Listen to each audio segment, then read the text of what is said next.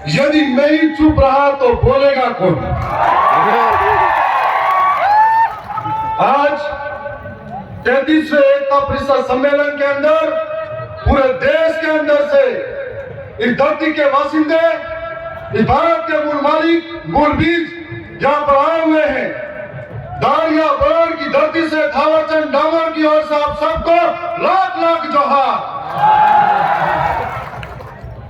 आज कई समय से इंतजार था कि आदिवासी एकता परिषद से एकता की मिसाल देखने को मिलेगी।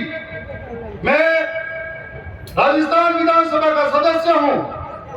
हमेशा जल जंगल जमीन जिसकी लड़ाई हम सब लड़ रहे हैं, और इस जल जंगल जमीन को यह आदिवासी भगवान मानता है, इनको पूजता है। लेकिन धीरे धीरे धीरे धीरे कई लोग आए और आजादी के 75 वर्ष बाद भी हमारी जल जंगल जमीन हमसे छीनी गई। विकास के नाम पे हमें विस्थापित किया गया, लेकिन हमारे लिए कब कौन खड़ा रहा यह सोचने वाली बात है। और आज हमारे लिए सबसे बड़ी सोचने वाली बात है कि लड़ाई को किस जगह जाकर लड़ा जाए, जिससे हमारा जल जंगल और यह जमीन बचाई जाए। क्या लड़ाई सड़कों पे कब तक लड़ पाएंगे जिनके माध्यम से जल जंगल और जमीन बचाई जा सके?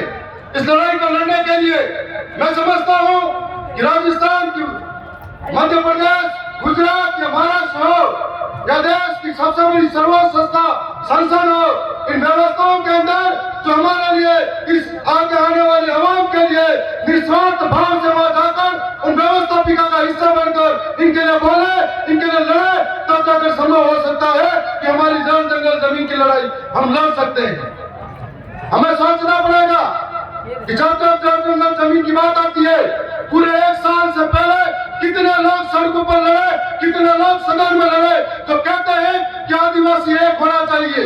हमें सोचना पड़ेगा कि जल जंगल जमीन की लड़ाई हो, कितने आदिवासी आज उस लड़ाई को लड़ते हुए जेलों में है, और उनके लिए कितने लोग लड़े, कितने लोगों ने आवाज बुलंद की, यह भी हमको सोचना पड़ेगा। हमको सोचना पड़ेगा कि यह गैर आदिवासी द्वारा राजनीतिक षड्यंत्र के साथ में कितने आदिवासियों को जेल में घुसा दिया, उसको भी सोचना पड़ेगा।